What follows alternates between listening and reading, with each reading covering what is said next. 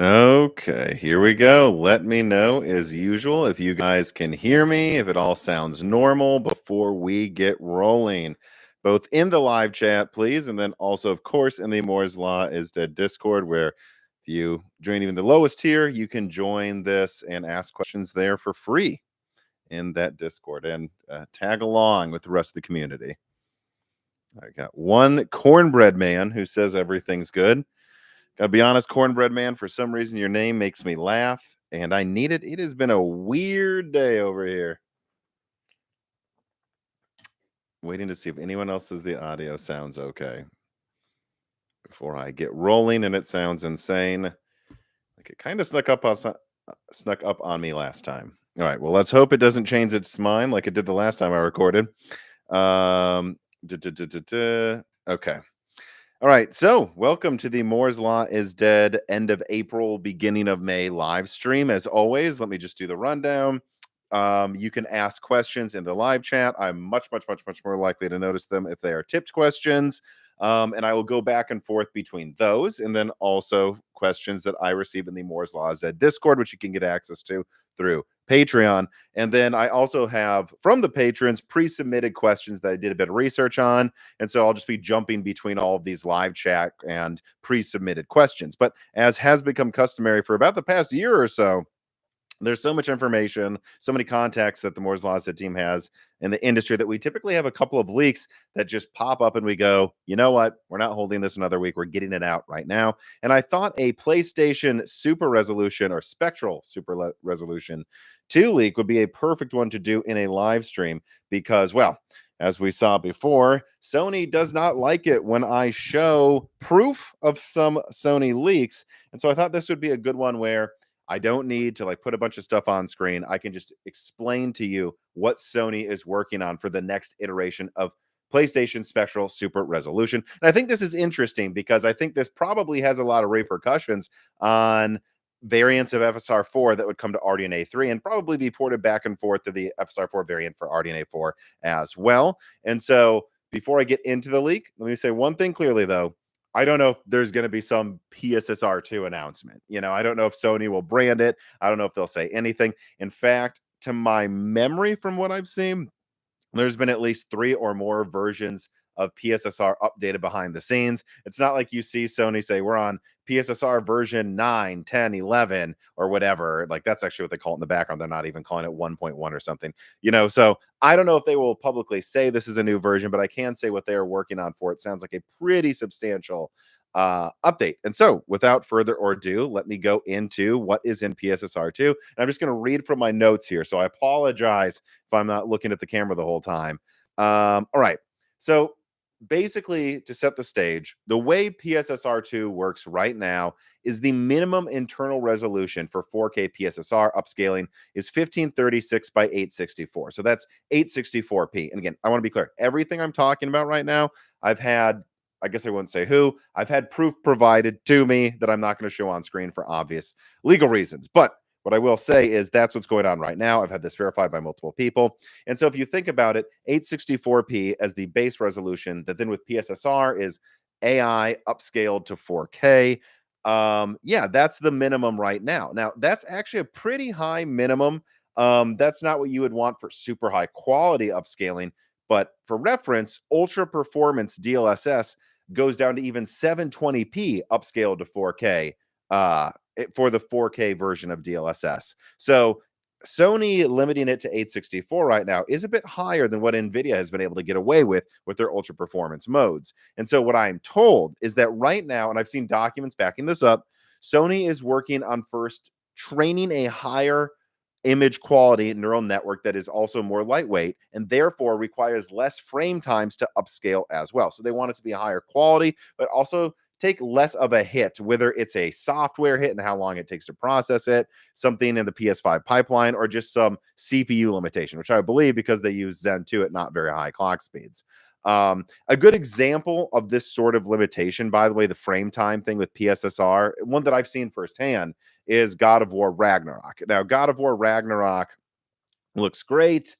The PS5 Pro enhancements look great as well. But when I played it on the PS5 Pro, I just turned off PSSR because, well, it did kind of up your minimums maybe in some crazy scenarios, and it didn't really look sharper. It just looked kind of the same, and my peak frame rates were lower, and so it seemed to cap how high the frame rate could get instead of typically bouncing between like 80 to 90 frames per second on PS5 Pro. It was kind of just capped at like 70 to 75 in the area I mostly tested it in.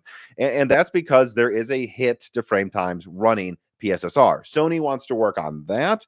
And then they also want to work on the quality of it. So depending, it doesn't matter which resolution you scale up from, it looks better than it did before. And the main reason I saw for this, and this was noted in documentation, is they want to get better at, first of all, running 4K 120 hertz locked, and also offer 8K 60 output with PSSR supporting it. There are some games where it already works fine at 4K 120. One thing I noted here in my notes is Resident Evil 8. If you turn off ray tracing, it pretty much runs locked at 120 in a lot of areas, if not above 100. So it's not like every game can't pull this off.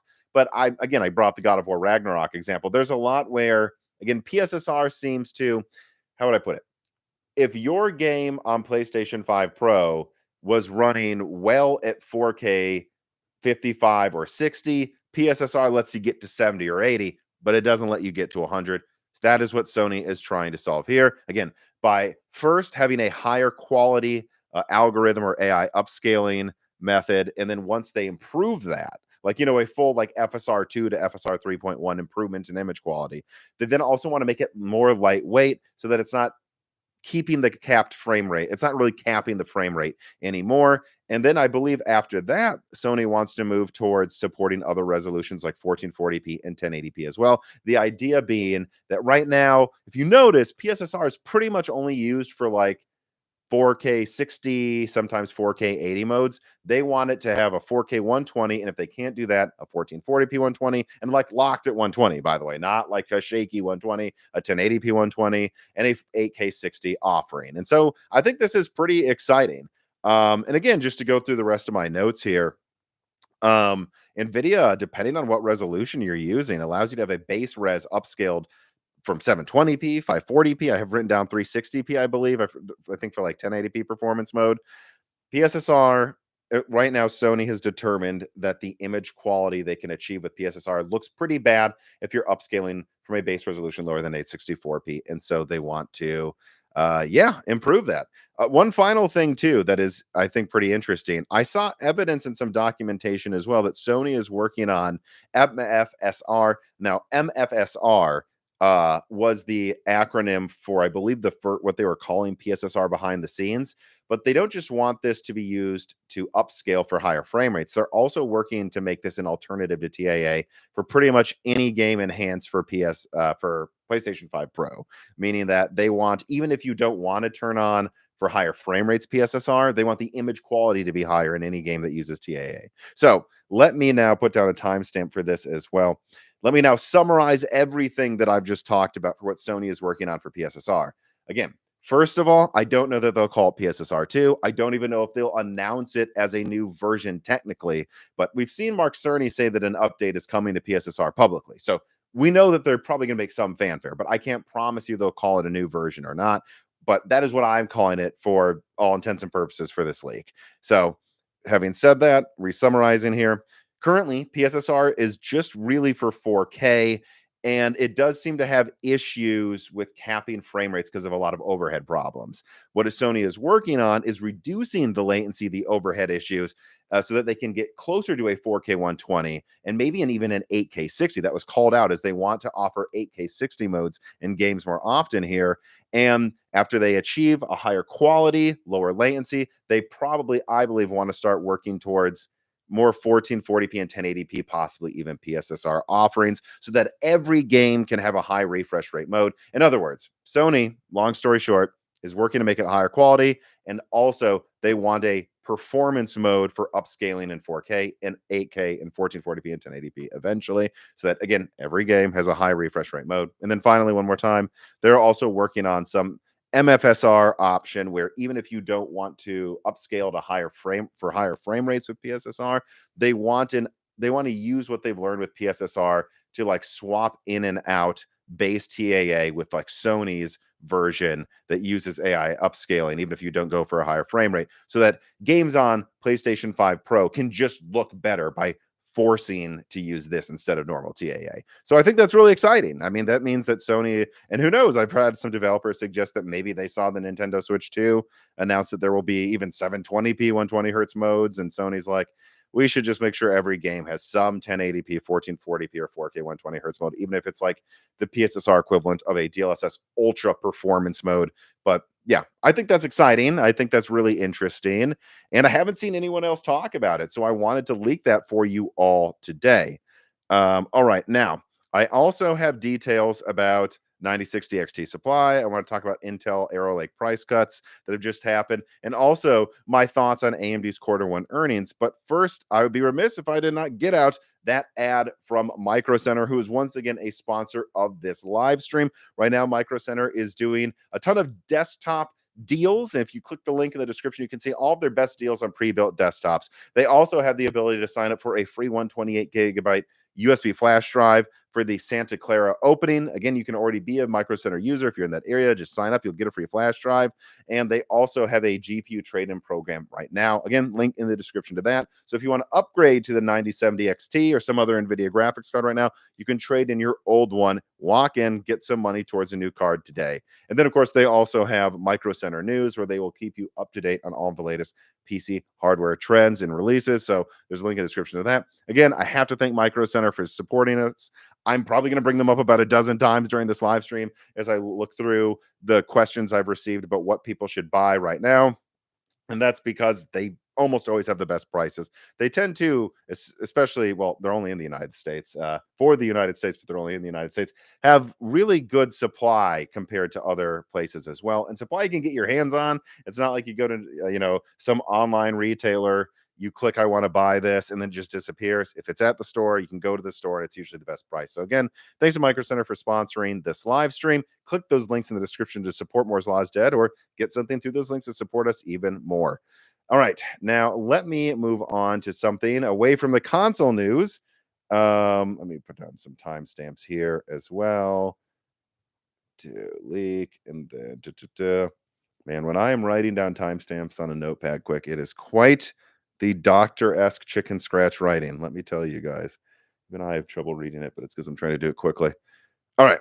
So next, RX 9060 XT supply. So yeah, again, I thought this would be a good thing to do over a live stream because I didn't think it was really necessary to show a bunch of quotes on screen from sources, because there's nothing like a firm number given right yet.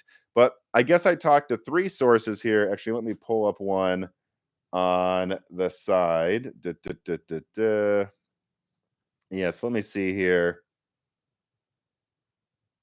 Yeah. So, yeah, someone, I won't say where they are, outside the United States messaged me showing that there should be pretty good supply, at least in their country. I've got another source that works at a major retailer, a major online retailer in the United States. That person says that they don't have firm numbers yet, but so far it's sounding very optimistic.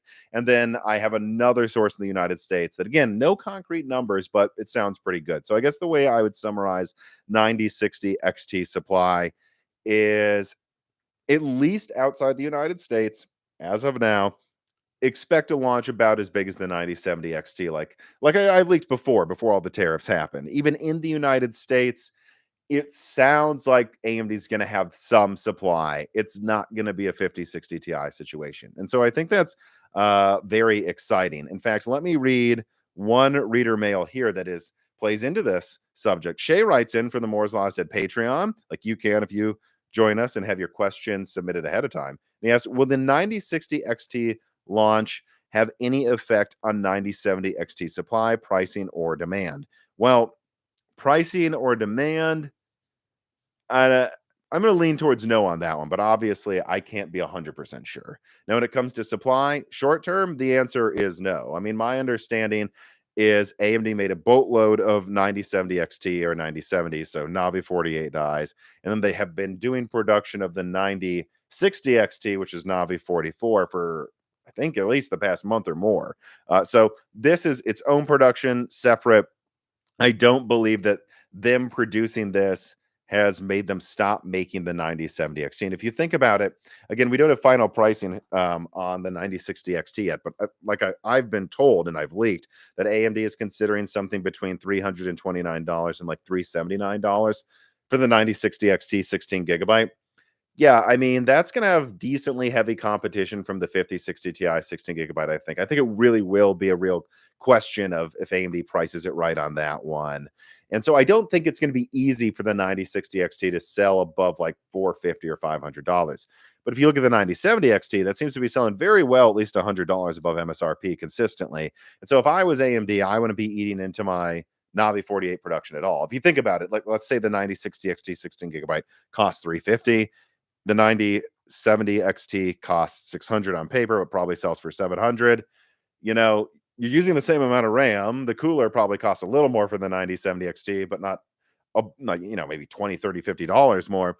You're probably getting more margin at this point because of the lack of reasonably priced and supplied competition from NVIDIA on the high end, that you're probably going to want to not eat into 9070 XT supply at all. If you're AMD, what you're probably doing is buying as much 4 nanometer supply as you can for the 9060 XT in addition to the 9070 XT. So at least for what I'm hearing right now, no, I don't think it's going to eat into 9070 XT supply. Again, might change. I'll tell you guys if it does, but for now, that's what I'm hearing. So I think that's optimistic that the 9060 XT should once again be a pretty decent launch, especially outside the United States. And all we got to hope is that AMD nails the pricing. Someone from the Moore's Law is Dead Discord says, what 9070 XT supply? Well, JK Software, there's been a lot of 9070 XT supply. In fact, I believe in AMD's quarter 1 earnings, which I will now put down a timestamp for this, they said they outsold their previous launch, one of their previous biggest launches, by 10x. You can't outsell your previous launch, JK Software. Thank you for supporting me on Patreon, by 10 times if you're not supplying that much more GPUs.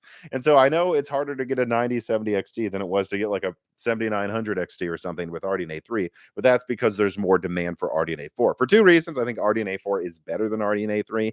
I could defend RDNA 3 a little bit here and there once you get past their horrible marketing at the beginning, but moving past even like me thinking RDNA 3 is maybe gets a little more hate than it should. No, RDNA 4 is just better. And then NVIDIA is not supplying the market. So it is selling very well. They're supplying a lot of them, especially for AMD, but it's just not enough to meet demand. But anyways, going back to AMD's Q1 2025 earnings, which by the way, there's 600 people watching. Can we at least get to 500 likes here? Please, everybody watching, like. In AMD's earnings, gaming and client was up like a lot. And that's a big deal because AMD's gaming revenue, which I believe they're combining with client now to be fair, has just been really, really, really bad since the GPU supply and since the GPU dump, and since the GPU oversupply and dumping of all of that oversupply over like 2023 and 2024.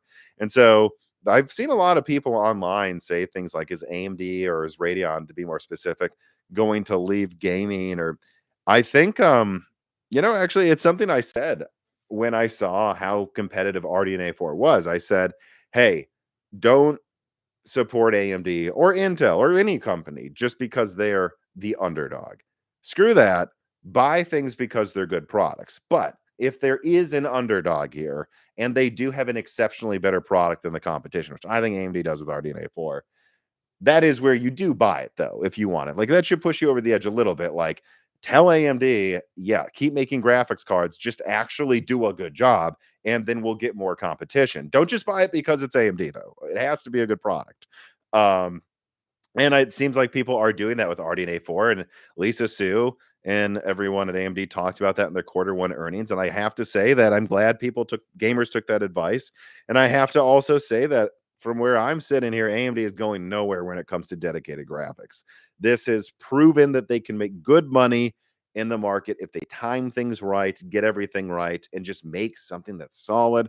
And seeing their gaming revenue up a ton in their quarter 1 earnings is very, very heartening.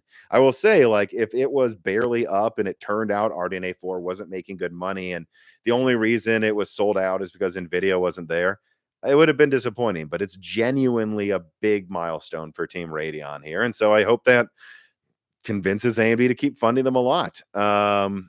let me see here. Yeah, I think they even said that even compared to console, GPU is a large part of why revenue's up. Although to be fair, I will say this. I'm sure there's some people already typing this in the live chat, which I'm behind on, so forgive me here. But I will also say that look, I think they include Ryzen in gaming revenue, and let's be honest, like half to most of it might be the 9800X3D by itself. So it's good that they called out Radeon. It's good that they had one of the best launches in the company's history. It's good that they're talking about Radeon before they talk about PlayStation. Thank God. The desktop is getting some talk more so than Sony is with AMD, but it is still mostly Ryzen. But all that's very good. And then looking through the rest of their earnings, data centers massively up, record first quarter revenue. They're projecting an $800 million hit due to tariffs and limited AI exports as well. But overall, I would just say that once again, you often see with Intel's quarter one earning, well, any earnings, but recently they had quarter one as well, of course. Often with Intel, you will see them go, oh, well, there's a lot of market factors that we're not selling anything. And it's just, this is one of the biggest examples of that is not why you're not selling anything, Intel. It is because people just don't want it. And I mean, AMD having a record quarter one in all, like pretty much everywhere, client, gaming, data center. Yeah, I guess I don't have much else to say. Gaming is strong, competition is strong in gaming, and that is good. But let us move on to that competition to AMD now with the Ultra 7 price cuts. This just happened right after me and Dan put out the last Broken Silicon, so it might not make it into the next news episode. We'll see what happens. But I thought I should touch on the Ultra 7 price cuts. And when it comes to why they happened, not much to say. If you look at quarter one earnings from Intel, they had more inventory than they were hoping to have, and that means no one was buying their processors. And so, of course, they're doing a price cut if no one's buying their processors. And it's interesting that it's Ultra 7, but I think we all know why, right?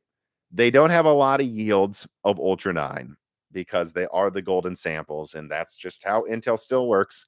Is they don't get a lot of great top tier samples, and because they don't get a lot of great top tier samples, everyone basically wants an i5 or an Ultra 9, and there's not a lot of Ultra 9. So that's why I think you're not seeing an Ultra 9 price cut with Intel, at least not yet. And Ultra 5s for multitasking, for really should say multi-threading performance, typically outperform AMD still in that department. And so it makes sense why no one wants the Ultra 7. That's something that we've seen pretty consistently. Whether it was like, well, I guess, yeah, I guess Alder Lake was a little different because that one gave you 8 cores, but and the others didn't. But yeah, it's pretty typical that people ignore the i7 or Ultra 7, I guess. And the final thing I have to say about this, though, is do I recommend these? I mean, I've pretty much ignored Intel this generation just because I couldn't believe how bad Arrow Lake turned out compared to where it needed to be able to be competitive. I mean, I re-looked at some benchmarks before I started this live stream, and I saw multiple outlets like Hardware Unboxed with the 9800X3D like 30% faster than the Ultra 9 in gaming. That's just so bad. Remember, that's the Ultra 9 that's clocked faster than the Ultra 7. But I will say, I just checked Micro Center, and the Ultra 7 265K, at least as of this recording, was $300 or $299. And I will say at $299, I can see the recommendation for Arrow Lake at this point. If you think about it, the 9800X3D is $479. So you're paying like 60% more for the Vcache one.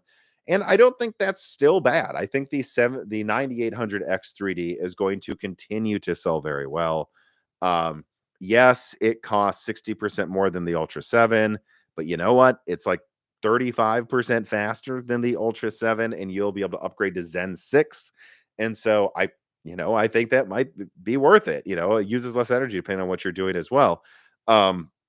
But if you're comparing $300 to $300, I can see the argument for the Ultra 7s over the 9700X. I mean, you're not getting, I checked Tech Power Up, and at least according to their charts, you're still probably not going to do as well in gaming, depending on the game, but you are going to crush it in application performance. In fact, just let me double check that so I don't put my foot in my mouth here. Ultra 7 review on Tech Power Up. Yeah, application performance compared to the 9700X is not as high as you'd think. It's like 15 to 20% more for the same price. And then in gaming, you are getting, let's see, where is it on here? Yeah, and then in gaming, you're getting not much more, like 5% more performance for the 9700X. And so, from that perspective, if you're someone that never really upgrades a CPU on the same motherboard, I guess you're getting about the same gaming performance, more multitasking performance. I can see the argument. I would just want to make sure that whatever apps you're using with it, it actually matters. Because I think a lot of people hear multi-threading, right? Arrow Lake, well, it doesn't really win multi-threading, but like the 8 plus 12 core, right? Ultra 7 beats the 9700X in multi-threading, but multi-threading is not the same as application performance. There's a lot of mixed threaded workloads where you don't need 20 cores to get the most out of it. And so I would just hesitate and like say to people like double check, because in terms of gaming performance the 9700X is probably still a wash with the Ultra 7, if not in some games better. But double check which games do you play, does AMD win those ones? And when you say you want the Ultra 7 265K for more multi-threading or application performance, check the exact application, because that is not always true. But I have to admit, it still comes with 32 gigabytes of RAM for free at Micro Center right now as well. So I would say this is the price where Arrow Lake probably should have been the whole time to be actually competitive with Zen 5. And so they're doing it because they have to, not because they want to. But I do, it's something to watch. And if it were to go lower, like 250, yeah, I don't know. I mean, at that point, you might recommend it over Zen 5. Just remember, you won't be able to upgrade to Zen 6. I guess the last thing I have to say about this that's pretty sad is like, it's just sad that a discount that steep, it's still, you could make the argument for not going with it. I think that tells you how much Intel needs a big win next generation. All right, let me see here. I got to go through some tipped questions. Lars Hansen sends me a tip, but deleted it. Okay. Well, maybe I answered it while I was talking there. Okay, let's get through some more questions. We got a couple of CPU questions here. Yeah, we got a CPU question and then console questions, which is perfect for what we're doing. So Ricardo Lopez writes, and it says, has AMD wound down 5700 X3D production? Will Intel release more Z790 motherboards? Plenty of 12th and 14th gen CPUs, but motherboards are drying up. Oh, I see what. Because I don't even remember which gen motherboard Intel's really on anymore, but when it comes to the 5700 X3D, I believe I leaked something about this, and other people did too, I believe even before me on Twitter, that production is coming to an end. And look, Zen 3 came out in 2020, right? Yeah. And then I believe Zen X3D came out, was it early 2022 or something? Or no, it was 2021, right? The 5800 X3D came out 2021 before Alder Lake. So I think we have to be honest. Like, we're looking at 4 to 5 years of Zen 3 or Zen 3 X3D, depending on which one you're talking about. And at that point, you got to go, I don't know, do you expect them to make this forever? Like, they had to make Zen 3 for a very long time because they had the bad yields from Epic contracts that they're still supplying Epic Zen 3. But at a certain point, you're not going to need that much of that supply anymore. And it's not even going to be worth supporting it. And so I see the 5700 X3D on Newegg right now for $290. My advice would be, if you want that, you might want to get it, because yes, I've heard they're pretty much winding down Zen 3 production over this year. And so this might be your last chance. Now, as for your question about Raptor Lake motherboards, I don't know. I haven't asked anyone about that. In fact, I mean, let me see. Isn't Z890 the 14th gen one? Or is that Arrow Lake? I don't even remember. Forgive me. No, that's Arrow Lake. Okay, so Z790. Moore's Law's dead own doesn't even know the difference between motherboards. Yeah, I mean, look, I see a decent amount of Z790s, at least the US, still in stock. Even if there's a high-end one. So here's what I can say, Ricardo. I see them in stock on Newegg in the US right now. I don't check every day, so I don't know if these are less options than you're used to. But I would suggest that they're gonna at least have to keep supplying some of these because Raptor Lake keeps selling. Uh, yeah, I don't know. I think that's probably the best I can give you on that one. All right, here. GameCat specifics sends in a tipped question. Any update on PSSR support for PSVR 2? Oh, for PSVR 2? That would be great.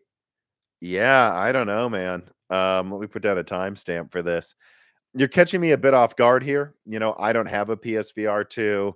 I don't really have any plans to get one because I'm not really a big VR guy. I've got a Quest 2. I really should finish Half-Life Alyx. I think I'm 90% through it. And I love the game Super Hot. Obviously, what a dated reference. That is not exactly a new game for VR. So that tells you where I'm coming from a little bit. So I haven't paid that much attention to it. But what I will say is a major reason I also haven't gotten PSVR 2 is, from my perspective, Sony is telegraphing that they aren't going to support PSVR 2 forever, like they did for PSVR 1. I mean, you can see how they just don't talk about it anymore. There don't seem to be a lot of game announcements for it anymore. And so, will PSSR support come to PSVR 2? My logical answer would be, why wouldn't it? But I know the way game devs work, and people said the PSVR 2 games run pretty well. And if the game's working, you don't want to have to patch it and see if it breaks something. So my answer is, it probably isn't a priority, man. I don't know what to tell you. In fact, I will say this: if let everyone take notes on what I'm saying here. If we don't see a single VR game for PSVR 2 get PSSR by the end of 2026, it's dead. That tells you the devs all know at Sony that they're not going to support this thing. So I haven't heard anything about this. I have not asked anyone about it, though. So do not take me as an authority on this. I have to be honest, Game Cat. But yeah, the fact that that it doesn't seem to be getting any already. It's already what, PS5 Pro's been out half a year now, and they're still not getting any PSSR support. If you don't see, if you don't see the updated version of PSSR that I just leaked, that Mark Cerny has talked about a little bit publicly, by the end of the first half of next year, I think you can take that to the bank, as PSVR 2 is kind of done. Which is unfortunate, because I think they had a real chance with I think they had a real chance with PSVR 2, but the second I saw they were going to charge the price they were going to charge, I was like, Sony does not believe in this thing. They're not going for market share. All right, let's get to some more PS5 questions before we get into some of the GPU questions. So, bespoke exclamation point. Wow, very special. Writes in and says, do you think part of the reason for GTA 6's delay? Watch the new trailer, by the way. It looks incredible. Shout out to Bobby Moynihan, a very funny comedian that is clearly in the game. But anyways, do you think GTA 6 was delayed due to the big PSSR update expected early next year? I imagine Rockstar and Sony would like to avoid having an initial Digital Foundry review of the Pro version turn out like the initial Pro patches for Avatar, Alan Wake 2, or Jedi Survivor. I mean, GTA 6 PS5 Pro bundle will likely sell 3 to 5 million just in pre-orders, but a bad Digital Foundry review could see tons return. I don't know about that. I think you overestimate that, but a great review suggesting that the Pro version is substantially better. Not just Digital Foundry. You had NX Gamer and dozens of other websites, IGN, talking about it. We'll continue selling GTA 6 and PS5 Pro bundles as long as they keep making them. I imagine part of Sony's deal with Rockstar includes a percentage of hardware sales. Yeah, I don't know about that. That'd be interesting if it did, though. So here's the funny thing: bespoke exclamation point. When I got this question ready before I started recording, my gut answer was no. But hearing you read about it and thinking about it and how good it looks in the trailers, that's the base PS5, though. It wouldn't surprise me if there was a small component to this, like this pushed it over the edge. Like, right? But I have to say that if you think about it, we didn't know when GTA 6 was coming out, right? We were all hoping it would come out early 2025, weren't we? We were all hoping this. And then I don't remember when, but I think late last year or early this year, something like they put out a release saying it's not going to launch in the first half of 2025. The second we saw that, that was a canary in the coal mine of, and I remember Dan, co-host of Broken Silicon, saying once he saw that, ooh, I don't know if it's going to launch this year anymore. I think he maybe even said that on Broken Silicon, actually. Once you see that it's definitely not coming out first half of this year, and they're like, definitely. All right, so that means this needs a lot of work. That means this might not even be an August release. That's how I would read into that. That means that we would have been lucky to get GTA 6 in like November. Well, okay, if you're not going to get it until November anyways, and there's any issues whatsoever if you're Rockstar, Why not delay it another 6 months? It's not a whole year, it's another 6 months. And I think that's the thing to think about here. I think a lot of us are thinking of the GTA 6 delay as a 1-year delay. In reality, it's probably a 6-month delay. Like, it's a half year delay, and I have to imagine it was more than just some PSSR thing. I could believe, though, that maybe they had something they were trying to nail perfectly, and they saw that a big version of PSSR is coming out, and that's gonna allow them to run, like, 4K 60 on PS5 Pro or something, or some other, and maybe, there's some new enhancements that they're learning from that, and they can make the PS5 just nearly, get you maybe a 1080p 60 and a 4K 30 or something mode. I would suggest that that could have been a part of it, but it isn't the only thing. In other words, there's no way there, in my opinion, there's no way Rockstar delayed GTA 6 just for the next version of PSSR. All right, let me see here. Put down another time stamp for this. Next gen specs. Once again, we have almost 800 people watching. Let's try to get to 800 likes. Please, everybody, if you're watching this, like the video. Double check that you're subscribed to Moore's Law is Dead. Ring that bell button, share it, and comment below. Please, please, please. All right. Dead Eyes. He says, how much system memory do you expect next-gen consoles to have? And how much VRAM do you think PC GPUs will need in order to keep up? That's a good question. Seems like the current 16 gigabyte consoles seem to do well with similar settings to a PC graphics card with 12 gigabytes of VRAM, that they're able to match it with a 12 gigabyte GPU if the console is 16 gigabytes. So what is that? 75% of the capacity? It is. Probably mostly OS causing that discrepancy. Yeah, there's some other stuff with PC that's less efficient, though. They can really optimize the RAM on console. Do you expect similar next gen? Will that mean that even a 16 gigabyte GPU is going to have some trouble if the console comes out with, say, 24 gigabytes? No, not necessarily. And you have to think of it like, right, like the PS5 base right now typically runs games at what, 1440p medium. If you put it to the 30 frames per second mode that I never play, by the way, it's probably like 4K high to ultra with like a couple settings turned way down because it's an older architecture now, and a couple settings cranked up, sometimes even higher than PC. I think this is not, of course, a new game, but Assassin's Creed Valhalla had one setting that was higher than PC on ultra. They customize it to the console perfectly that way. But I would say, depending on what you want to get away with, like a 10 gigabyte GPU is still doing probably at least the PS5 base performance mode without any VRAM issues, probably even an 8 gigabyte card. And I've been railing on 8 gigabyte cards, but like the performance mode of the PlayStation 5, which, let's be honest, on PC, we're always playing performance mode. No one wants 30 frames a second. Yeah, 8 gigabytes is probably enough for like that 1080p or 1440p low to medium that Sony tends to do for the base PS5's performance mode. And so I would say it just depends what you mean. Are you trying to run the PlayStation 6's ultra high settings mode? If you are, then yeah, you might need more than half of the RAM of the console. I'm not sure you would need 3/4, but if you're okay with the same performance mode as the PlayStation, then yeah, I would say that maybe half is good enough. I doubt it's always 75%. And you have to remember, we're getting late in the life of the console right here. And like, there's all types of things the PlayStation 5 and the PS5 Pro does. Remember, the PS5 Pro, I believe, adds another, 1.25 gigabytes. So it's really a 17.25 gigabyte console. So you have to add that up for how well that runs, comparing it to GPU VRAM. And on PC right now, there's just a lot of games where like they're running out of ways to do things without more VRAM. Right? On the PS5, you've got that blazing fast SSD that every PS5 has as a minimum. And because of that, they know they can swap out VRAM more often, probably, and more easily than you do on PC.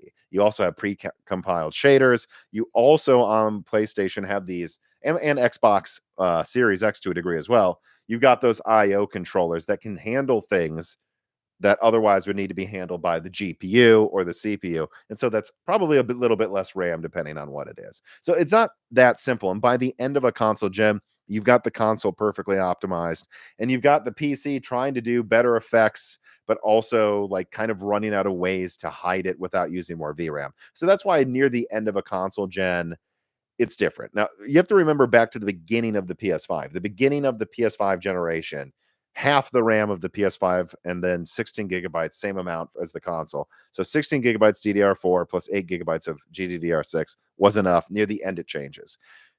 All of this to say, long-winded answer as I often do. What do I think the next generation console is going to be, first of all? I've seen a lot of people debating this in the Moore's Law said Discord, and my answer is 32 gigabytes. Do I know that for a fact? Would I bet money on it? No, I don't know for sure. But I think the PS6 is going to have at least 32 gigabytes. If it was up to me, and again, I'm not Mark Cerny, maybe he has some data that suggests it needs more or less. But if I was there, I would be advocating for a 320-bit 40 gigabyte console. That's what I would do. Let's keep it simple. Bigger bus width, 40 gigabytes of GDDR7, by the time this comes out in 2027 to 2028 or something, I'm sure that capacity of GDDR7 is going to be dirt cheap. It'll be able to do whatever you need it to do, and you'll be able to get that in bulk. So that's what I would aim for. Because with 40 gigabytes of total RAM, what is that? You're looking at like 24. Yeah, you're looking at like 24 gigabytes of system RAM plus 16 gigabytes of VRAM. So that's what I would advocate. I don't know if that's what they're going to do, but I will say I have seen some people say that the next gen consoles will have, 24 gigabytes will be enough. Oh, I don't think so. I don't think so at all. Is anyone paying attention here? 24 gigabytes? You kidding me? It's like 50% more than what we have now. And yeah, that's not enough in my opinion. I think they'll go for at least 32, and I would hope they go for 40. The most I could see them going for is 48 gigabytes. By the way, to anyone who says that's crazy, keep in mind that by the time these consoles come out, I think it might be like, it's not what it is now. My guess is it's going to be like $6 a gigabyte or something for like GDDR7, and they can probably get away with charging $700 for the console now because the PS5 Pro sold well. So now I think they'll go for 32 gigabytes at least, and I would advocate for 40. What does that mean you'll need on PC? Well, if we follow the rules that I said before, right? Let's just say it's 32 gigabytes. Yeah, I think 16 gigabytes at the start of the console gen will be fine. No, you might not be able to do ultra. There's a few games right now where you run out of VRAM if you turn on ray tracing in 4K with ultra settings right now with 16 gigabytes. So I think, though, most people won't need to crank up ray tracing in the settings all the way at the start of next gen, and 16 gigabytes will be fine. I will say by the end of the next generation, yeah, I think 16 gigabytes is going to start to feel low end. I know, and there's going to be people right now saying you're crazy. That's not fair. Devs are lazy. Guys, the end of the next console generation is probably 2035 or something. Come on. Think a decade ago, 2015, there were people still buying 2 gigabyte mid-range graphics cards, or they're called mid-range. I would have called them low end. There are people still buying 4 gigabyte ultra high end cards. So 10 years from now, the end of the next console generation, yeah, look, 16 gigabytes is probably going to be low end. At the beginning of the generation, it'll be mid-range. And console gens last more than 5 years usually. So yeah, that's my answer. I hope that I put a lot of thought into it. Hope that helped. All right. Joe writes in, he says, "Hi, Tom. Hope all is well. It's okay. Since Microsoft has raised the price of Xbox consoles, and assuming that Sony and Nintendo follow, and the economy hurtling towards a recession, do you think that this current console generation will last longer than planned?" Interesting. Wafer prices are continuing to go up. I guess I haven't checked today, but not all of them. Like the older wafers, I believe, are pretty steady or even going down. And Sony and Microsoft will need to use more expensive nodes to get a generational performance increase. Do you think we could see a $1,000 console? Obviously, tariffs will affect PC parts as well. The Gamers Nexus tariff video paints a bleak picture of the do-it-yourself market. So does all of the reporting I've done, by the way, for the past month. And that higher prices and innovation game design and visuals will stagnate. Actually, this gets me into something I want to talk about here. And I was thinking of this the other night. Let me put down another timestamp for this one here. Next gen pricing and stagnation. So there were a lot of people this gen in the transition between PS4 and PS5 that said that you couldn't tell the difference between the generations. And I'll admit, like, the difference between Xbox, even Xbox and Xbox 360 and the Xbox One, not the Xbox One, the original Xbox, was a lot stronger than the PS2 and went to a 360, like what, 4 years after it came out, I want to say, or something, maybe five, right? 4 years, 2005. Yeah, I think 4 years after it came out. So it was a very short Xbox original generation with a console that was stronger than the GameCube and the PS2. And even then, you would say that that difference, the original Xbox to 360, was a more noticeable leap than the Xbox 360 and and PS3 to PS4. And but ultimately the PS4 ushered in and Xbox One ushered in a ton more RAM, 4 times the RAM, I believe, or was it more than that? 16 times the RAM, I believe. I think it was 16 times the RAM, wasn't it? It was 16 times the RAM and standardized hard drives finally. And that meant that you could have that was when the open world explosion, or some people might say the oversupply of open world games happened with the PS4 and Xbox One. And it was very noticeable. The graphical difference between, PS3 to PS4 wasn't as noticeable. I mean, as PS2 to PS3, but the fact that you could actually have an easy to run open world game that didn't have 10-minute load times in GTA 5, that was very, very noticeable. Then you go from PS4 to PS5, and people are saying, yeah, it looks better, but I don't know. It's not that different. Um, but there was one thing you could tell: frame rate. Holy crap, the frame rate difference between PS4 and Xbox One and PS5 and Xbox Series X. I mean, just overnight, all of a sudden, you have basically every game targeting 60 frames per second. Even at launch, some games, was it at launch? I think it may have been at launch. I think Borderlands 3 had a 120 hertz mode and 1080p, right? You had, yeah, I think Devil May Cry had a above 60 hertz mode too. You already had games running targeting above 60 frames per second. I mean, what a difference. I don't know if that's going to be true of the next generation, right? Like, don't get me wrong. I think PS6 may have like 4K 60 locked and 4K 120 locked modes, and all this is standard. But it does make me wonder, like, if this could be a long gen simply because those issues we had before with people. I mean, this is still a huge issue from Sony, from what I've been told by my sources too. Like, they still know a super large amount of people are still just gaming on PS4. I don't know. And when you look at that, and then you look at there could be tariff issues. Although again, that's a very evolving situation. Who knows if that changes? It might. I think there could be a recession, right? I think there will be a recession. I think it's actually already started. People just haven't acknowledged it. We're going into a recession right now, but that recession will probably be over by the time the PS6 launches. So I guess I'm kind of jumping all over the place now. The question was, do you think we could see a $1,000 console? Yes. Unfortunately, due to Galaxy Brain tariffs, trade wars, and constant disruptions to the supply chain over this year and probably the next year, I could see that happening. Would I bet money Sony's going to launch a $1,000 PS6? No, I actually wouldn't. I don't. I think Sony, like, we'll see. There could be World War III. I don't know what's going to happen, but my gut tells me no, they're not going to $1,000. If I was Sony, what I would be working on right now, and if you look at rumors around there, kind of supports this theory. I would be working, I would use 2 nanometer probably. And again, anyone who says that's crazy, well, I might have a leak coming out soon about a 1.4 nanometer product at a certain point here around when the PS6 launches. So 2 nanometer isn't even going to be the most cutting edge node that you're going to be able to buy when it comes out, probably. If it is, it'll barely be. So you're probably looking at 2 nanometer or something. But like, what I wouldn't be surprised is if they had a 2 nanometer PS6 die. And yes, that went into a $700 console that doesn't come with a disk drive, but obviously is ridiculously more powerful than what the consoles are now. And then what I would do if I was Sony is then we know they're working on a handheld that's exclusively leaked by this channel. If they use a separate die, I would just work on making that the cheaper one. I would make that kind of be like all of the trimmings and features and architectural uplifts, like Zen 6 or 7 or whatever they choose to use, with the PlayStation 6. But I would maybe keep it to 36 compute units, clock it low on 3 nanometer or 2 nanometer if you can still get away with the 2 nanometer for the handheld.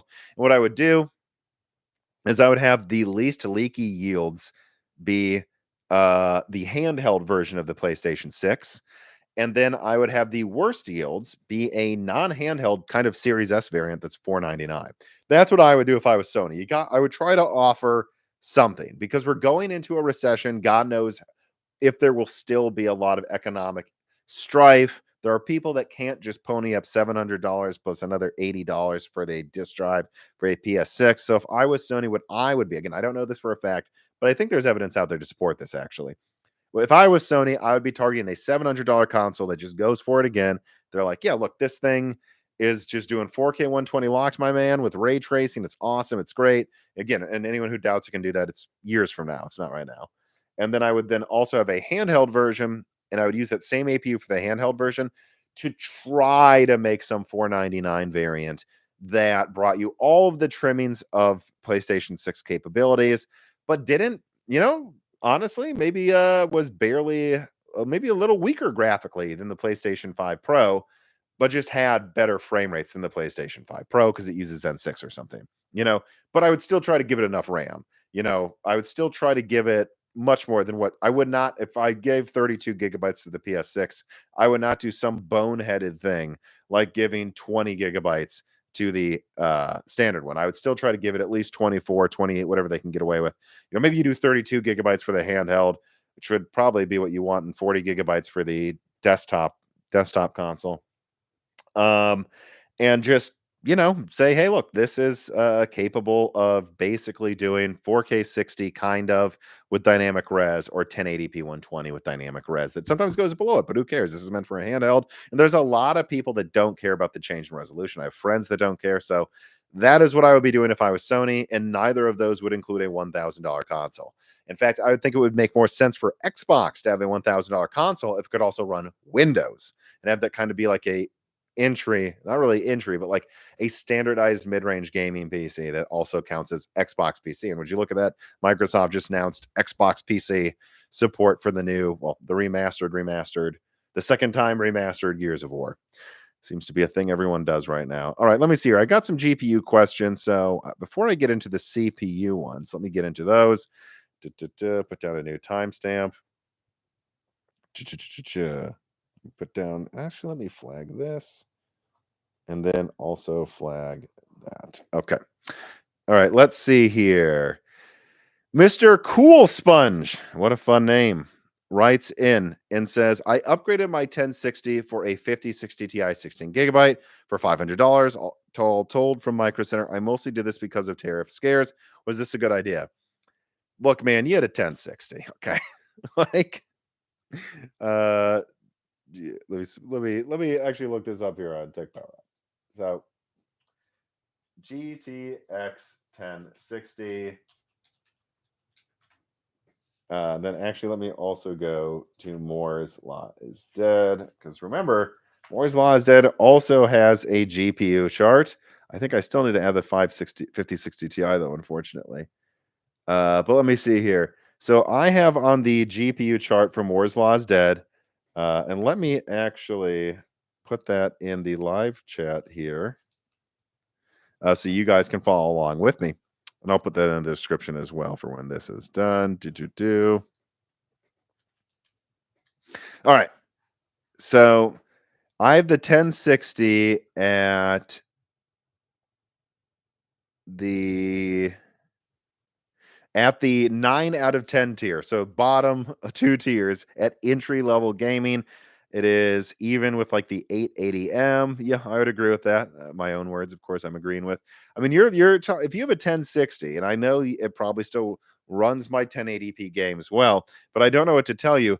Your 1060 is competing now with integrated graphics. Actually, really highly clocked Strix variants might be beating your 1060 in a lot of games. So this is quite an upgrade, to go all the way up to something where I might even put it in the same tier as the 5070 because it actually has enough RAM. And it's only like 20% weaker or something. So yeah, you're going from integrated graphics performance to modern mid-range to even maybe upper mid-range gaming, depending on how you look at it. I'd probably just say mid-range gaming.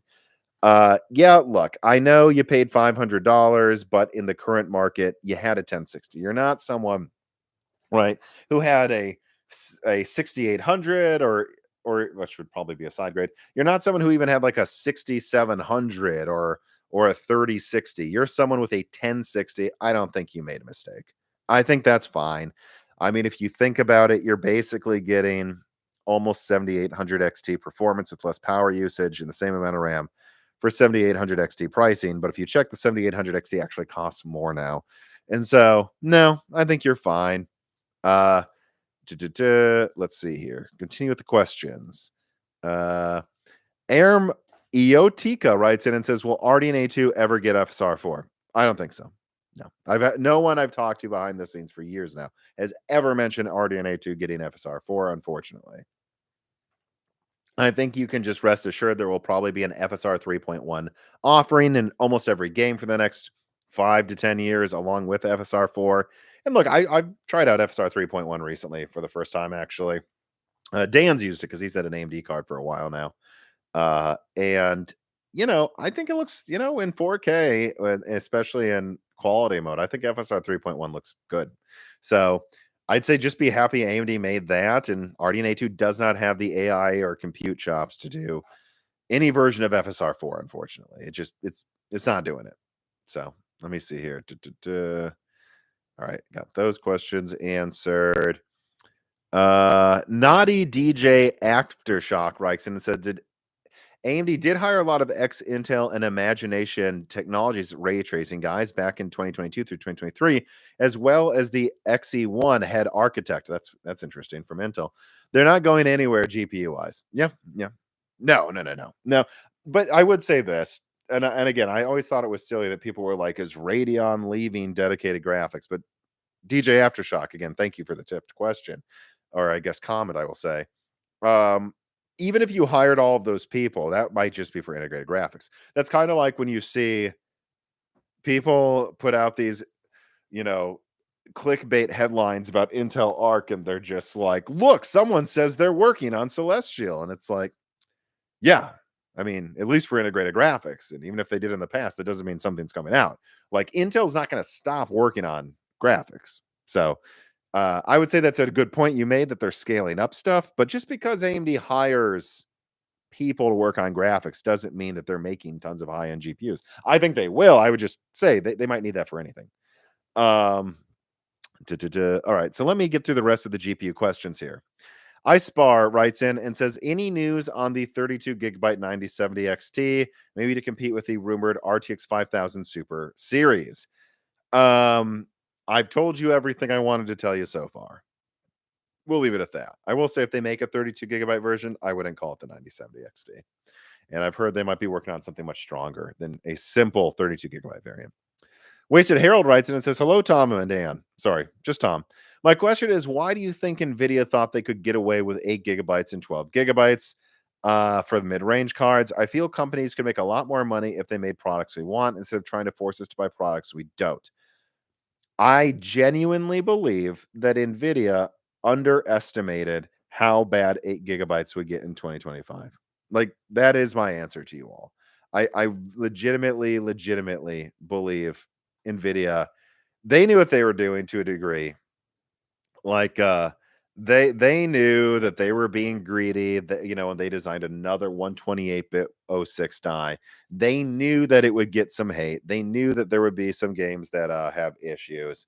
But I don't think that they thought we would get to a situation where you're just straight up, even at low settings, not running 4K. You're struggling to run 1440p in the newest AAA games. Again, at medium settings, even with 8 gigabytes. And that even 1080p is starting to require you to turn down settings quite a bit. I just think NVIDIA miscalculated.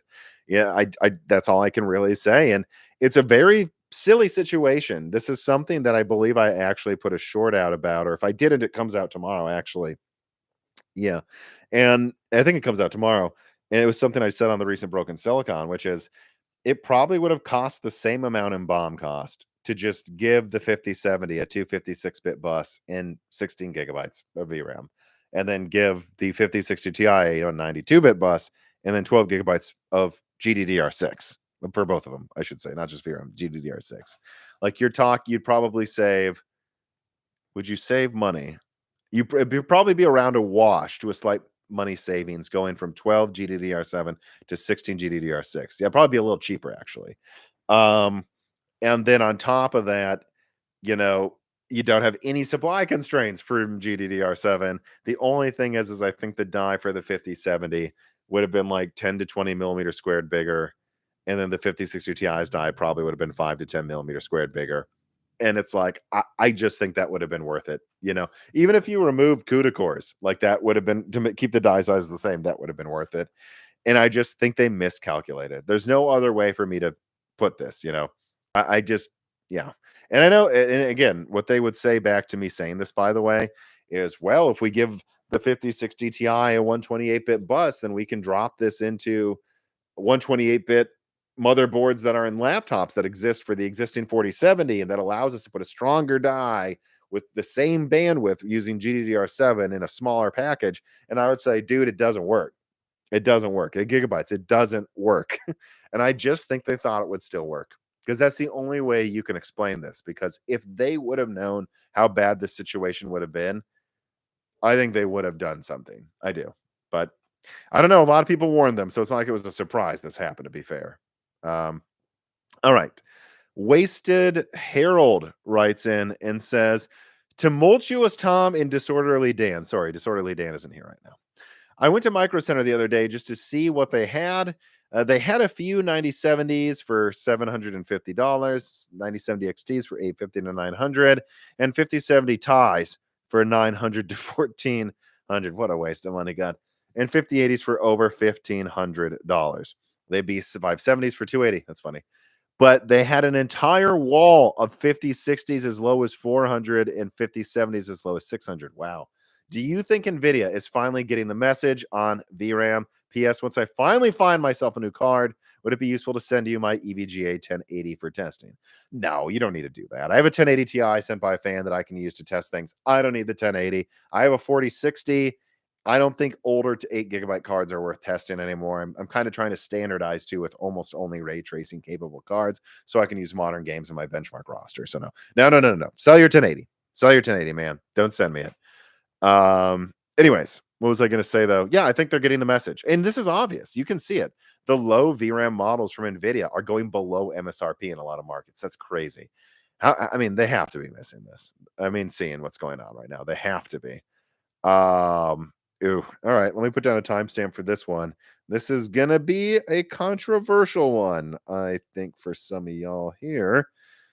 But after testing the 9070 XT myself, I stick by it. So, without further ado, Jeff Burns writes in and says, Tom, if you're in the market for a new GPU right now, with the current choices, which would you choose both if they were at Micro Center? An $870 9070 XT or an $850 5070 Ti? Daniel Owen and others have shown that this is happening now, where AMD is more expensive. I've been talking about it too. This is a new thing for most people who have shopped for GPUs, where AMD isn't showing as the value brand, but almost as the premium brand, which is crazy if you haven't built a computer in the last 8 to 10 years. That's a new experience. That's a new experience pretty much for everyone. I mean, I think there's been times where Radeon's been regarded as well as NVIDIA, like early Fermi, like GTX 400 days, but higher quality, that's new. Fair or not? Not saying that was fair that happened. Just this is pretty new. Yeah. What will your recommendation be? Might be 9070 XT. And here's why. I went from a 4090 to currently, right now I'm using in the system that I'm recording this or streaming this on, a 9070 XT. And I haven't rushed to put my 4090 back. So I think you should put that in perspective. We're not talking about me, sitting here with 4080, going from a 4080 to a 9070 XT or a 5070 Ti to a 9070 XT, let alone something weaker. I went from a 4090 to a 9070 XT. Some of my games I get better frame rates because there's less of a CPU bottleneck and I have a 240 hertz display. A lot of old issues I used to have, which I have to admit, the eARC issue is still a problem sometimes I'm going to look into, but it was a constant problem with NVIDIA, the sending audio correctly with eARC. So I pay them for that, but I guess it's not perfect on Windows in general. So, but it is better now. Windows boots up faster. Still, Windows boots up faster with RDNA 4 versus NVIDIA. I'm using Lovelace, not Blackwell. That is even more problems. Windows boots up faster. Switching resolutions is more stable.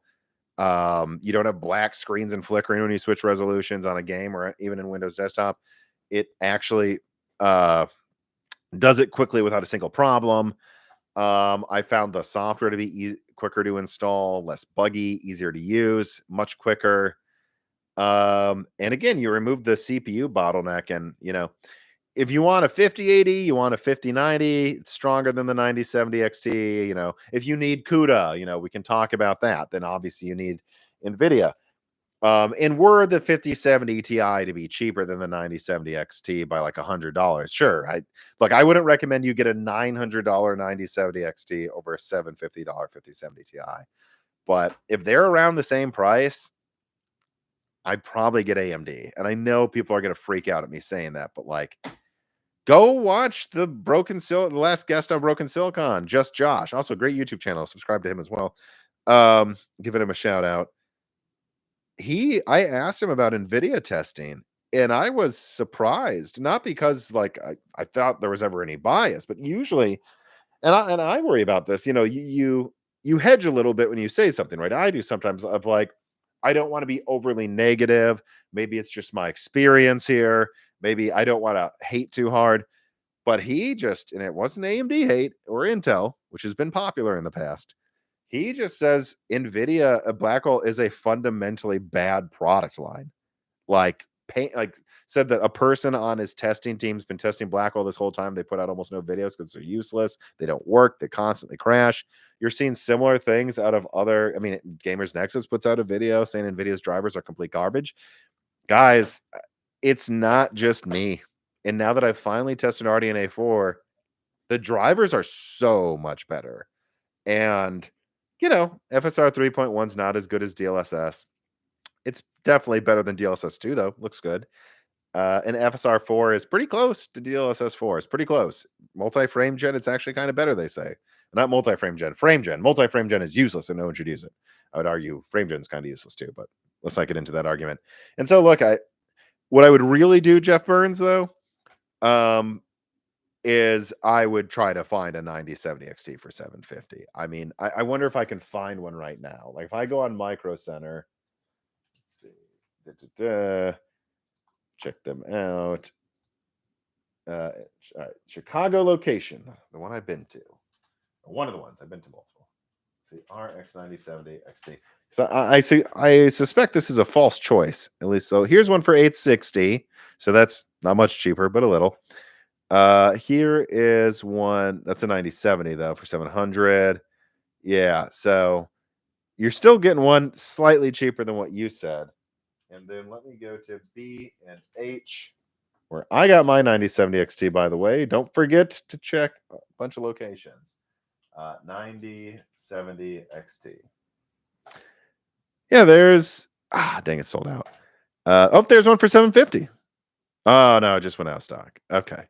But I guess you see my point, right? You can often find them for less than that. And so if they're the same price, look, I wouldn't want to pay $870 for a 9070 XT in general. What I would say is look hard to find either of those cheaper. But if they are the same price, I probably go for it. Although, my general recommendation is not to buy the 9070 XT above 850 or kind of above 800. And so I'd probably just try to get a better deal in general. But the real question is if they're the same price, and then I would just get AMD. And that's the weird world we're living in right now. It is what it is. Drop my pencil, but I have a backup one here. All right, let me see. Let me now move in to some CPU questions. All right, let's see. We got Bartlett Lake. All right. Let me see here. EL writes in and says, anything happening with consumer Bartlett Lake? Look, man, why are we interested in Bartlett Lake? That is my answer when it comes to this, because you're talking about a 10 nanometer. The Alder Lake came out in 2021, and what? Tiger Lake was 10 nanometer. That came out 2020, 2019. Ice Lake 2018, 2019. It's 2025, my dude. It's been 7 years, at least 5 or 6 of 10 nanometer. Who cares about Bartlett Lake? Do not get Bartlett Lake. Get Zen 5. And if you don't get Zen 5, Intel just dropped prices on the Ultra 7. I would not get Bartlett Lake. I would get the Ultra 7, an Ultra 7 before that, certainly. It's not worth like double the power consumption, older features. Again, I always found the Bartlett Lake hype weird, although I know where it probably comes from. There is this thing in the PC gaming community where there's this thing in the PC gaming community where people see a leak. I have to deal with this all the time. And when they see the leak, they go, that's crazy. For example, the PS5 Pro is, it's way too soon to have a PS5 Pro, but that leak was 2 or 3 years before it came out. Zen 6 can't be this powerful. They forget it's 4 years or 3 years until Zen 6 comes out. And the same thing with Bartlett Lake. Like a year ago or something, right? People were getting hyped up about a 12 core or 10 nanometer chip. They're like, guys, it's not launching now. It would be launching in a year or a year and a half. And so is it happening? I don't know. But if it does, it's not competitive. And the only reason I think people got hyped up about Bartlett Lake is they forgot it would, by the time it would be ready, it would not be competitive with anything. So it doesn't matter. Get Zen 5 or get Arrow Lake. It doesn't matter. Non-right sense says praise Pisser 2, which is, of course, if you sound out PSSR. I don't know why Sony chose that name. Why not just do PlayStation Super Resolution, PSR? It's still kind of Pisser, but it rolls off the tongue much better. Pithy Gaming Clips writes in and says no frame gen for future versions of PSSR. I don't know. I haven't seen any references to it, to be honest. Yeah, I haven't seen anyone reference frame gen for PSSR in any documents or told me it's coming. So I would imagine eventually they might mess with it, but actually, I'm gonna put down a timestamp here. I think I got a little rant. Watch out, rant alert. Put this down. PSSR frame gen. So here's what I'm going to say about frame gen in PSSR. Number one, I haven't seen anyone say it's going to happen. Having said that, I wouldn't say it never would. But I can tell you this much. Devs hate it. Devs hate frame gen. They straight up hate frame gen.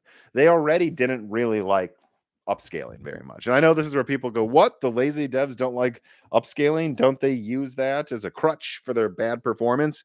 No, there's always some setting they can turn down. And they had some problems with upscaling already because it might change their vision of how a game looks. Like it's much more artistic than you realize, especially for like console exclusive games on PlayStation or Nintendo, where they know what they want it to look like and they're going to do everything they can to give you the experience, underline that word, experience they want to give you. And at the end of the day, upscaling can mess with that a lot. I mean, you can just have flickering this, weird issues in the distance. And while I like DLSS and FSR, I openly say on Broken Silicon, at this point, you should use it. I already referenced the Moore's Law is Dead GPU hierarchy chart. I openly say that I'm assuming you're going to use upscaling for most games now because I think it's worth using. But devs hate that it gives them extra work because it can mess with their artistic vision. And if you thought that was bad, but they've come to terms with upscaling because it gives them more performance and they're okay with that. So they've made it kind of a truce with upscaling. Frame gen, they really don't like. They really, really, really, really don't like. They'll add it, it's there. They feel they need to. Some devs, I'm sure, especially for like Steam Deck, like that it gives them that extra performance. But it can really mess with the artistic vision. Like imagine a game that's supposed to look beautiful. You've got like a butterfly here. That's a dream sequence for the main character. And then I'm just making up a dream sequence. The character is asleep. They imagine themselves walking through a forest of flowers with butterflies. Then all the flowers wilt and everything dies quickly. And it's like, a metaphor or foreshadowing for something in the story. If you use frame gen, you might just F up all how the flowers look. The butterflies might have 8 wings. And this is supposed to be an emotional, foreboding moment for the main character of a game, is artistic vision. Frame gen Fs with that so badly. And so what I will tell you is, I know devs hate it. And so it would not surprise me if PSSR is not prioritizing that. And frankly, if you're Sony, most of the people that use a PlayStation 5 or PlayStation 5 Pro are on a big screen TV. I'm sure plenty of people use them on monitors, but I don't know what the percentage is. I'm sure most are on TVs. And look, they usually have 120 hertz modes now. And Sony's trying to cater to that. I just leaked in this live stream, Sony's trying to cater to making sure they have more 120 hertz capabilities with the next version of PSSR. But not a lot of TVs have 240 hertz modes. And I don't think they will for a very long time, if ever. And so if you're PlayStation, you're like, we can already do 4K 120 in Resident Evil 8. We can already do 1080p 120, 1440p 120 modes with the PS5 Pro. Do we really need frame gen? We're not trying to get to 240 hertz. And you've heard Hardware Unboxed or Tim from Hardware Unboxed recently on the podcast talk about how his opinion is frame gen is really fundamentally a high end offering because you need at least 90 frames per second, in his opinion, which I agree with, to have good latency that doesn't feel bad and not have tons of noticeable AI hallucinations. So if you need at least 90 hertz, really what we're saying is you want at least 120 to 144 hertz. And if you're Sony, you're like, how many of our games are going to be like running at 120, let alone 240? Like none. So they probably don't see a lot of use in that, is my guess. But again, I don't know for a fact.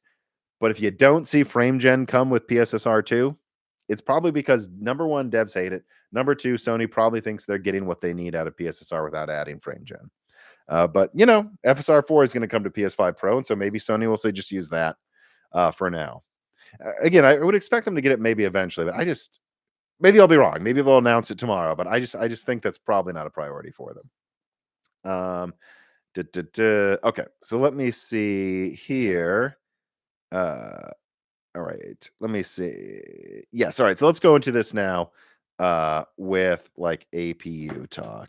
Put down a new timestamp. 55 APU talk. All right. Go Hansel9 writes and it says, "Hey Tom, I am not sure if you talked about the rumors of the 9000G series having 8090M. I take it that AMD is going to wait till 10,000 to give us a similar performance to the AI 395. Oh, well then that's just a misconception in what's going on here. Remember, it went Phoenix, then Hawkpoint, and Hawkpoint was a tweaked version of Phoenix that gave you like 5% more CPU, 5 to 10% more CPU, like maybe 5%, not even probably like 3% more single threading, 10% more multi-threading, and like 20% more GPU performance. You can look it up. Go check out the Fox's test of Hawkpoint. I found the same testing Hawkpoint in a tablet, which is it needs less bandwidth to give you the same graphics performance, and it's already bandwidth starved because it's an integrated graphics, so that gave you more. They managed to tweak the architecture slightly, update the software, and give you something kind of 20% better as a stopgap. That's what the 9000G series would be. It's the 890M, right? Well, 9000G would be either Strix or Gorgon Point, and then the follow-up will be Gorgon, and it's just the same as Hawkpoint. It'll probably be 5 to 20% faster than Strix, a tweaked version of the existing architecture, and then a year or less later, you might get Zen 6 APUs. It's going to be the same thing. AMD is trying to put out like 2 generations of APUs a year. Gorgon Point or the 9000G is the stopgap one. It takes them 2 years usually to do a fully new generation. So that's all you're seeing with that one. Now, when you say similar performance to the AI 395, you're talking about Strix Halo on AM5 9000G? No, it's not. You're not fitting Strix Halo on AM5. I mean, I'm trying to think of what you could probably get theoretically in like 3 years from now is the last generation on AM5 with an APU.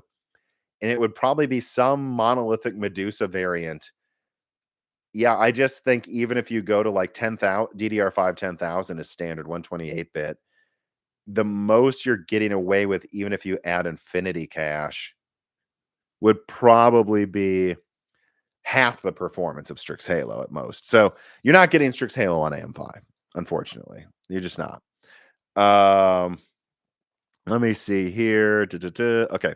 Kiln God writes in from the Patreon and says, Tom, what is the timeline for Strix Halo Next? I noticed announced Halo products trickling in every now and then, often at inflated prices, in my opinion. But anyways, I decided to build a Linux box with my 7900 XTX and focus on other tech until the next generation of accelerators arrive.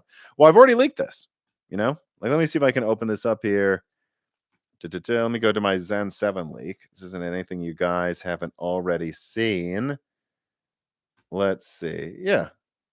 Zen 6 through 7, March leak. Medusa Halo is second half 2027, unfortunately, from what I've seen. So it is what it is. It'll be interesting if there's a Gorgon Halo. I guess I wouldn't be surprised if there was mid to late next year. But from what I'm seeing, the Zen 6 Halo product is meant for 2027, unfortunately. We're in 2025 already. what you have right now is probably what you're going to get from AMD for the rest of the year. End of this year, though, early next year, you'll get Gorgon Point. After Gorgon Point, maybe mid to late 2026 is when you'll get Medusa Point. And then after Medusa Point, hopefully they can launch Medusa Halo early. Although from what I've been told, it's going to be late 2027. So yeah, look, I don't know what to tell you. It's 2 years until, let's just call it that, Medusa Halo comes out, which will be probably 30 to 50% faster. Maybe more if they use RDNA 4 or RDNA 5. But so it'll be a lot faster, but that's 2 years away. Mark Smith writes in, "Hi Tom, will Nvidia's upcoming PC devices be pre-built or will they offer a do-it-yourself market of some kind for their new CPUs and APUs? Also, which OS do you think they will utilize?" I think Windows from the sounds of it. We'll see. But I think the focus on Nvidia APUs is going to be laptop. So let's just leave it at that. It's going to be laptop. Gentech writes in and he says, "Hello, Tom. The top tech talkie tete. The top tech talking tet." Okay. I was talking around, I was looking, sorry, geez, confused myself, getting a little tired here probably too. I was looking around for Ryzen Herc AI Herc 7 350 laptops, and there's like 2 models available here in Canada. Any idea when this is supposed to improve? Well, is 370 cracking? Ryzen 7 350. Or is 350? It's AI, so it's got to be cracking, right? Specifications, 8 cores, yes. Graphics model, 8 compute. Yeah, so that's cracking. Yes, I actually did have someone. Let me actually look through my sources information here. I actually did have someone tell me about cracking. Let me look this up for you.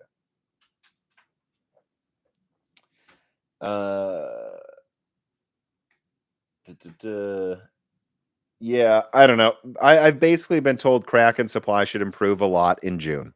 So, yep, expect a lot more Kraken supply eventually. But I talked to Josh Tech about this. I think Kraken is interesting as a better version of Hawkpoint if it's cheaper or more modern, right? You get a little bit better single threading, probably same to slightly worse multi-threading compared to Hawkpoint, and integrated graphics that if you're using slower RAM is probably pretty close to the performance as Hawkpoint.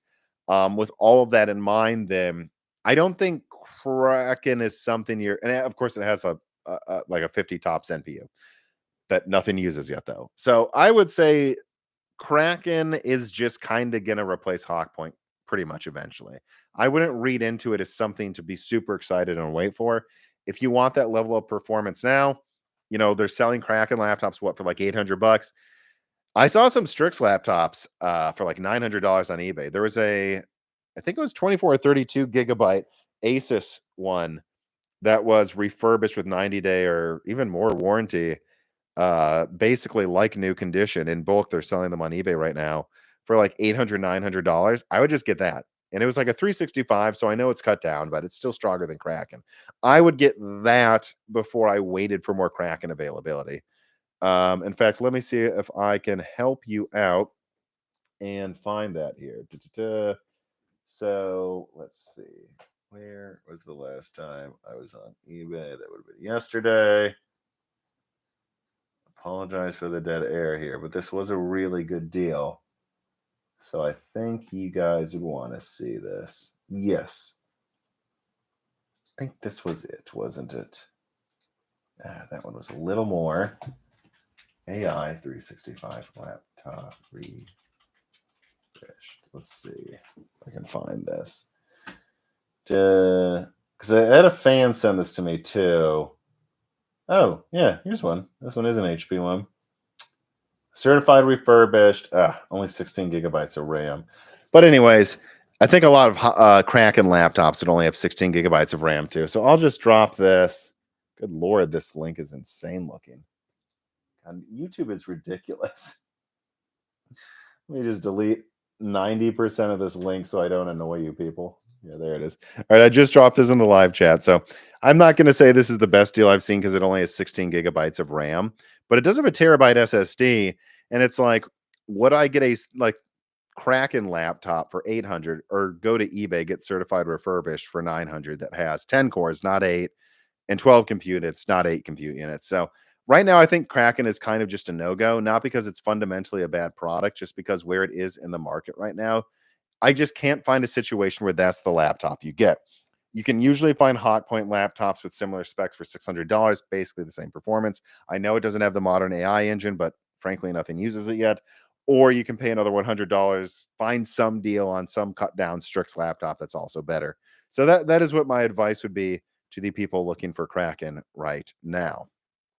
Okay. Lars Hansen writes in again and says, I tried again. Have you considered using the YouTube channel membership program as an alternative to Patreon and give us who don't like Patreon as a company an opportunity to support you? Look, ma'am, I'm considering it, but it's a lot of extra work because then we have to make sure we flag a bunch of things and do all this stuff. And it's already run through the Patreon well, and YouTube takes more money from us. So I don't know what your problem is with Patreon. Frankly, I don't really care. But Patreon takes like 10% of a cut or something, 5 to 10%, I remember, of the cut. And YouTube, I think, takes like a fourth or something ridiculous. So here's my answer, Lars. Yes, I am considering a YouTube membership thing, where I would basically try to offer a tier that's somewhat equivalent to one of my mid tiers for a similar price that gets you early access or the premium version of Broken Silicon and access to a video version of Die Shrink. I am considering doing that. In fact, in the comments, let me know if you would do that. Like, let's tally it up. Like, is there 100 people here who would sign up for a membership if I added that to YouTube? Then maybe it'll be worth doing. But as it is right now, they take a bigger cut than Patreon, at least for the plan I have. And they give me less control than YouTube does. And I tell you, YouTube censors you way more than Patreon does, my friend. So I would say sign up for the Patreon. Sign up for the Patreon. But if I saw 100 people here saying I could get YouTube memberships just so you could use the YouTube app, or I don't know, right? Like, but if 100 people here um uh tell me that you want it, then I'll consider it more heavily with Gerard, and maybe we'll set something like that up.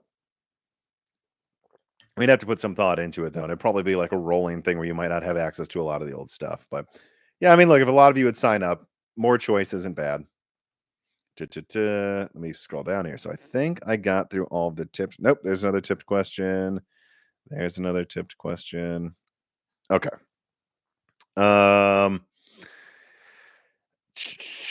Light Ward writes in with a tip. What is this? What is this currency? I don't know if I've seen this before. 2 USD. Oh, Sol. So this is from Peru. Peru. Okay. So Light Ward sends in a tipped question from Peru and says, AMD consumer, it's terrible garbage, and NVIDIA anti-consumer are better as both Intel GPU anti-consumer. So he says, about AMD consumer, it's terrible garbage, and NVIDIA anti-consumer are better as both Intel GPU anti-consumer. So I'm not sure what your point is, but it is not garbage. I've tested it. It is not. NVIDIA's drivers are that's the garbage right now. NVIDIA's trying to catch up to Intel drivers. Let me see. Naughty DJ Aftershock writes and says, someone I know at Intel implied to me that months back that XE3 slash XE3P slash XE3P dedicated cards are dead. The best bet is that a Druid in 28 and it'll be low effort as possible. Yeah, I mean, look, we'll see what happens. It wouldn't surprise me if Intel did a professional version of the big Battle Mage, but I don't know, man. The GPUs, they don't sell. They're not at MSRP, they don't sell out all the time, and they're losing money on each one sold. And they have a skeleton crew there. So if they release too many cards, I don't even think they could support the drivers for them. So we'll see. But again, for now, it's effectively canceled. There's really nothing to watch here. There's not high-end competition coming from them for many years. I think if it ever does happen, they need to get their integrated graphics working, let alone they're dedicated. All right, let me get to the remaining Patreon questions here. If you have another tipped question, this is probably going to be the last 10 or 15 minutes for the live stream, so make sure you get that in. All right, Alex Pixel writes in and says, I'm not sure if it's too late for me to submit. It wasn't. I want to build a new AMD desktop / workstation. Sorry, I got distracted by something here. With a 9070 XT 2 port 25 gigabit Ethernet NICs, 25 gigabit Ethernet here. Init 7.net. I looked first at an AM5 build, but the PCI lanes are limited. Yeah, they are. It's unfortunate. It would be enough for me to have one PCI 5 16 slot and at least two, better three, if you can do it, PCIe 4 times 16 lane slots. Are the PCIe 16 lanes technically limited by the AM5 socket, or could a Zen 6 CPU have more lanes? Yeah, I mean, I haven't heard they will, but they would need, yeah, they would need to add more lanes to the Zen 6 CPU and come up with a more robust chipset, possibly as well. He says 48 lanes for PCIe would be enough. I don't really need Threadripper, but I just want more than what we have now. It's too bad there's such a huge gap between Ryzen and Threadripper CPUs. Is there an anticipated release date for Threadripper 9000? I thought rumors were end of this year, right? I mean, don't quote me, but I think they were. Um, is there anticipated? I hope that Intel Granite Rapids makes some pressure to AMD to release more options above Ryzen CPUs. Duh, duh, duh. Yeah, I mean, look, man, I hope they add more. It's funny if you didn't need 16 PCIe lanes for a dedicated graphics card, I would actually just recommend something like the mini PC I have over here because it has three M.2 slots and it has an Oculink as well. Look up the minis forum. I think it's the X1 Pro or something, but it has three M.2s and it also has an Oculink port, so you could add a GPU. Although that comes with its own issues, adding Oculink and stuff. And I don't know if you need full 16 for your GPU times PCIe 5.0, so I don't know. But yeah, it's up to AMD. Do they add, like another 4 or so PCIe lanes for link to the CPU, and then make a more robust chipset that offers far more PCIe lanes after that? I don't know. I hope they do though, because again, especially with Zen 6 going to 24 cores on desktop. I mean, come on, AMD, give us a 32 PCIe lane system at least, or give us something where we can have like 2 or 3 Gen 5 SSDs and a few 4 and like a full graphics card in there. That's all you need to do. It doesn't need to be Threadripper.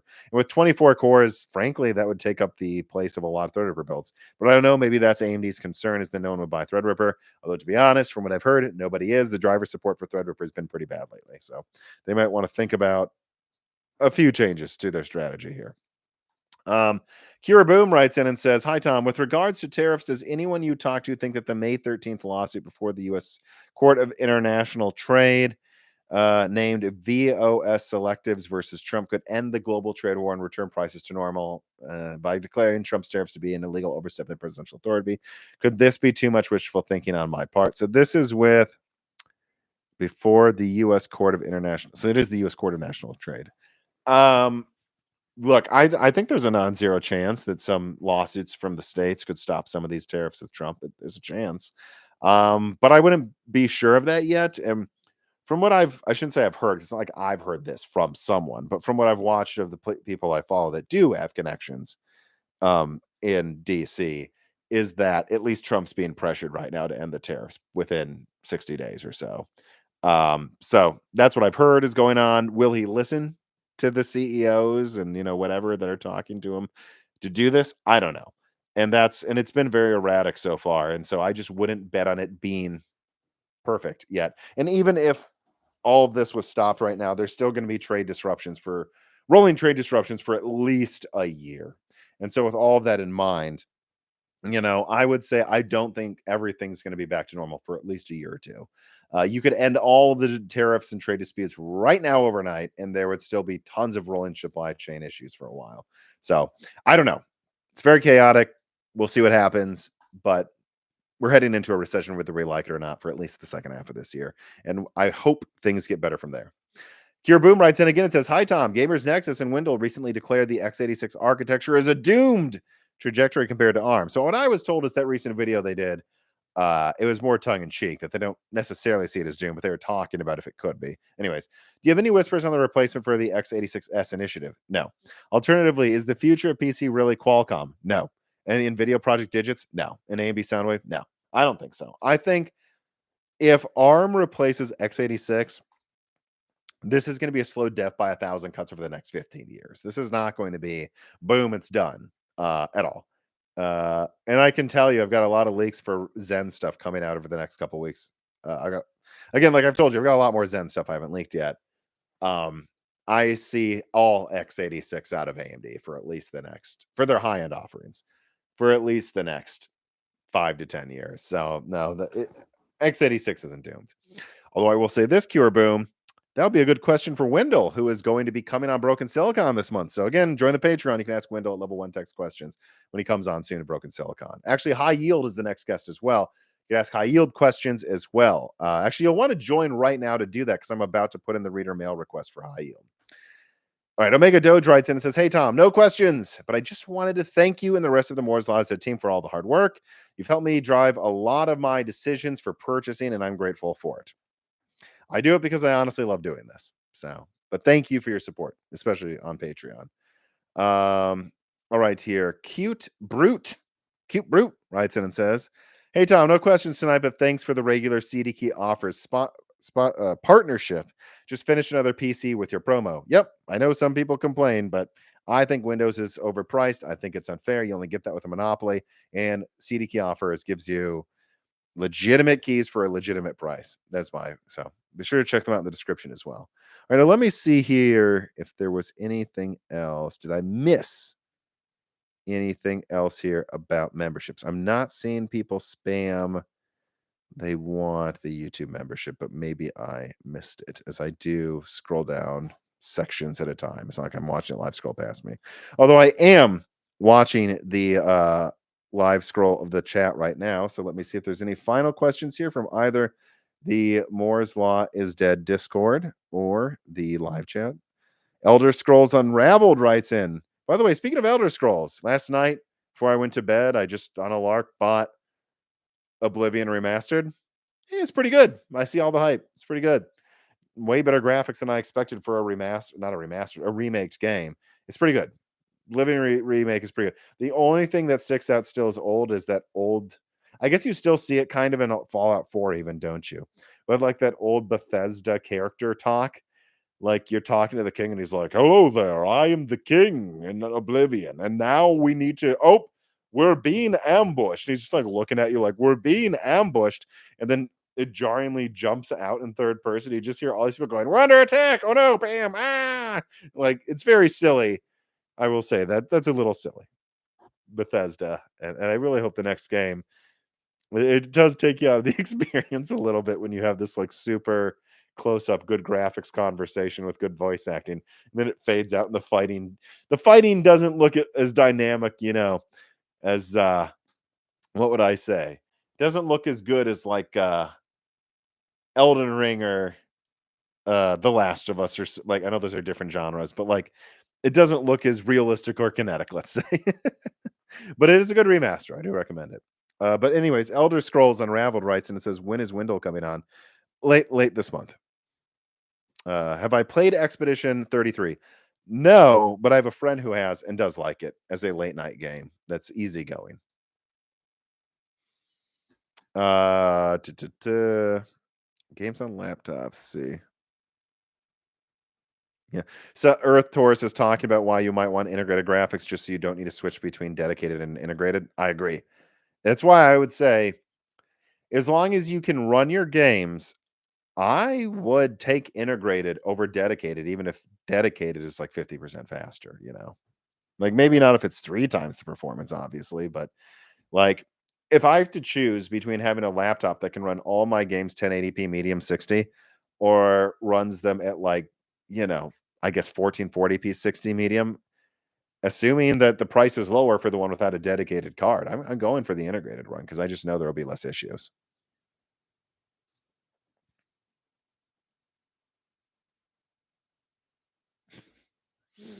Seeing there's some interesting political arguments in the live chat that I will not be touching on.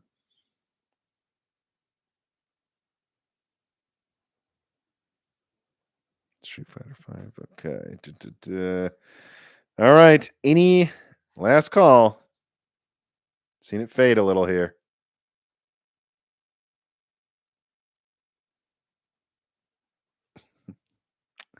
Thanks for that one, Bila.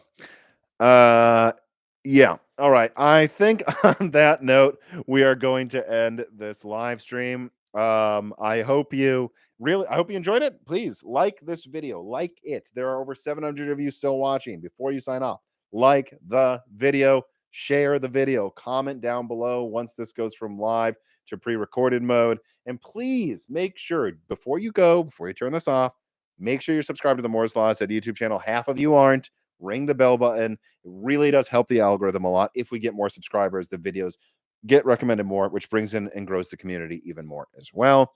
And then also please join the Moore's Law is Dead Patreon. We just had a new die shrink come out. If you join right now, you can ask high yield questions. We'll be talking about future Zen architectures, Arrow Lake. I'm actually going to probably bring him in on some leaks that I'm about to release where he'll get to give you his input. That should be really awesome. And then also we'll have Wendell on later this month as well. So subscribe to the Moore's Law Dead Patreon for that. Again, hundreds of die shrinks, exclusive videos, no ad versions of Broken Silicon. All that's there for those who support us there. And yeah, that's going to do it. I'm starting to ramble. I'm exhausted. Have a good weekend, everybody.